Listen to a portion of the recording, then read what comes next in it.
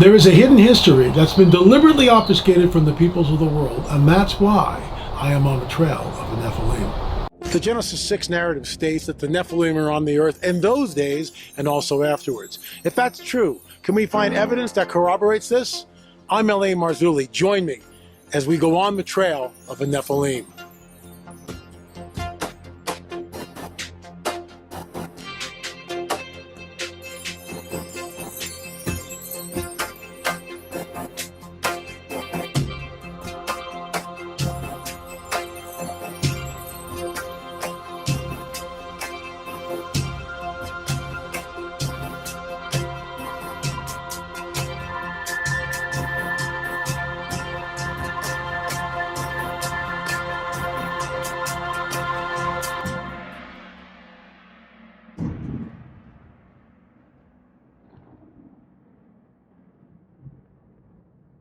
I'm here with Heather. She's an archaeologist. We're in Cahokia. We're going to have a discussion about what happened here or what may not have happened here. And we'll get into that in just a moment. But first, a word from our trusted sponsor. Before trying anti-aging serums or wrinkle creams, check if you're getting enough collagen first. Collagen is a protein that plays a crucial role in maintaining the health and elasticity of our skin. Without it, we may notice visible signs of aging, like fine lines and wrinkles. While collagen production naturally declines as we age, certain collagen supplements can help bring back a youthful glow like you wouldn't believe. This is why I highly recommend taking collagen. Collagen is specially formulated to enhance skin elasticity and hydration. It's made with the top 5 most powerful types of collagen that are essential for skin health, elasticity, and firmness. Folks, with only 10 grams of bioactive collagen peptides per serving, collagen is designed to make it easy to boost your collagen levels to support healthier skin. Try it today and receive 53% off, free shipping, free VIP live health and fitness coaching for life. What a great deal.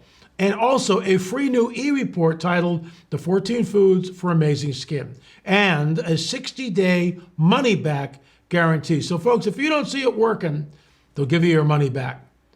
Plus, you'll also help feed a hungry child, families and communities in need of healthier lives with your order through BioTrust partnership with NoKidsHungry.org. What a great company. Check it out today. Go to healthwithla.com, healthwithla.com, or please click the link right below here in our description box. I'm standing here at Cahokia. It's an ancient site. It's the largest mound in all of North America. This thing is huge. It's about 450,000 tons of earth. To give you an idea what that might look like, in Fort Ancient, Ohio, 3.5 miles of continuous earthen walls. If you were to deconstruct that, you would wind up with 200 miles of dump trucks parked end to end. 200 miles of dump trucks filled with the dirt parked end to end. And Cahokia's got more dirt, about 450,000 tons. My guesstimate, at least 300 miles, maybe a little bit less, of dump trucks end to end. How was the dirt compacted? Who and what the purpose of this thing was? Why is there a 40-foot high stockade house on top of the mound? And the bottom line is, really no one knows who built this. You know, they'll talk about the different tribes that came in here, but in reality, nobody really knows, in my opinion.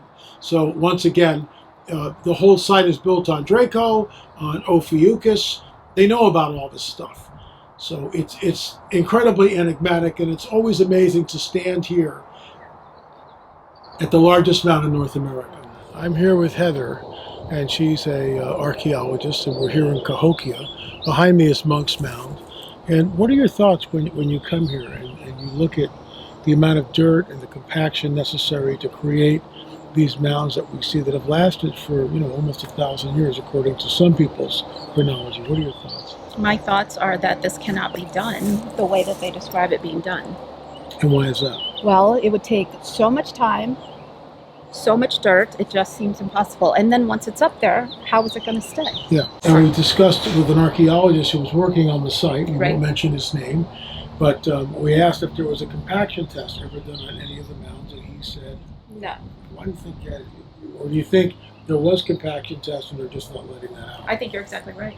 I think that's exactly what it is. Do they want to know? Do we want to know? And I think that's what it is. It goes back to everything else. I feel like we're not being told the truth. Mm-hmm. Yeah, they're keeping things from us. I mean, there are millions and millions of buckets, Right. single buckets of earth. And, you know, we show this in the Mound Builders film. If you haven't seen that, folks, go to lamarzulli.net or streaming.lamarzulli.net because it's really fascinating. We hired a flint knapper, and he created a hoe, a replica of a hoe that was used, let's say, 1,000 or 1,500 years ago. And we went out to a place which the ground was much softer than this. It wasn't busting sod. Okay, it was just dirt, and he went in, and you know, after a period of time, he had enough dirt, and he bundled that up, put it in the tin bucket, and off he went. Walked about 100 yards to where the mound would be. And he dumps the soil, and he goes like this with his feet and tamps it in. If I show that to people, they just start laughing hysterically. So we're looking at millions, and you know, they say 22 millions of buckets of earth to do Monk's Mound. How long would this take? Well, that's my point.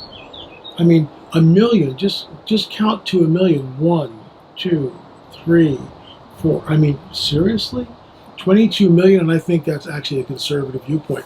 Now, there were copper artifacts that were found here. What are your thoughts there? Okay, so a few years pre-COVID, I was cleaning artifacts, found a little copper ball, a little bead. It got me really interested in Mound 34, started researching it. So as we're out and about walking, we come across Mound 34. So after talking to the man in the pit, we were on the outside of Mound 34, actually at the workshop where we were. Okay. And he had said that these had been pounded out. Now all of these, this copper has been made into these Avion, the Birdman plates. They go all over the area. I think it's called the Southeastern Complex Ceremonial. Yeah. So you have evidence of this from Illinois, Missouri, Tennessee, Oklahoma, Arkansas, Mississippi, Louisiana, all the way down to Florida. And it follows the rivers. It does, right. Because it was the Mississippian Absolutely. area. Yes. Right. So they think that all of these plates were made here at this copper pit where we were. Wow. Yeah.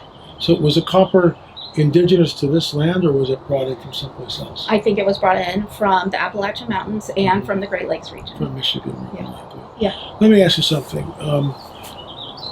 There's a mystery here. We talked to the gentleman, right. The archaeologist who was here, and he basically stated on the record that there was, they just sort of disappeared. We've heard this every single site I've ever been, that there's just this, the people just leave, they disappear. That's the word I've heard over and over again from the site. When you hear that, what are your thoughts? Well, like he was saying, he says there's a supernova coming in around 1000.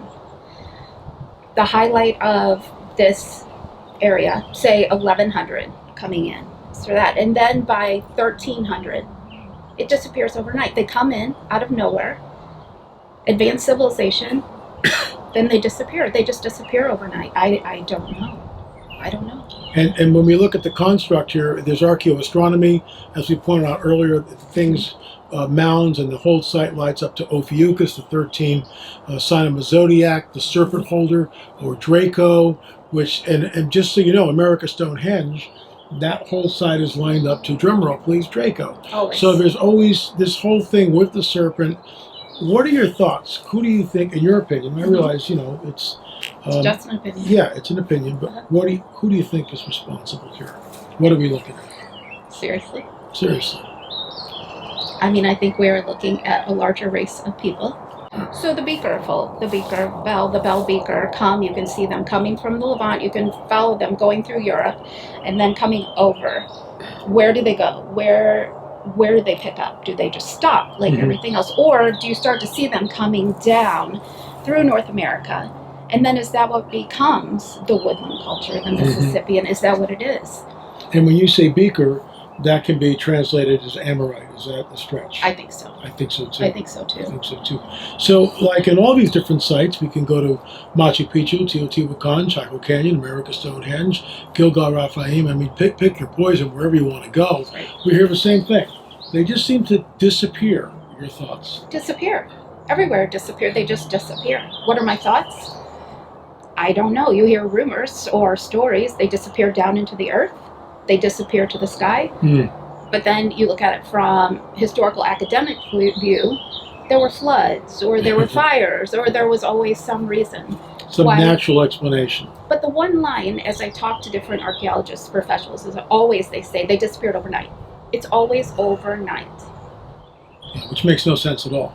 So let me get this straight, just so you know, to run this by our audience. Disappear overnight. So you spent years constructing what you see behind us, the mounds, the amount of time and effort. Oh my gosh, it's unbelievable.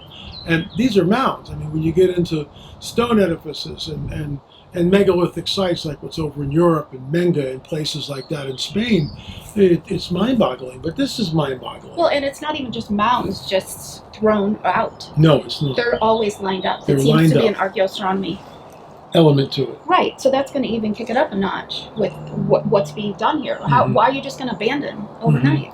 I agree. There you have it, folks. This is Heather. She's an archaeologist, and she's on the trail of the Nephilim, as some of us are. We're here in Cahokia. Hit the subscribe button. Thanks so much for watching. We really appreciate it. Remember, there is a hidden history that's been deliberately obfuscated from the peoples of the world, and that's why we are on the trail of the Nephilim.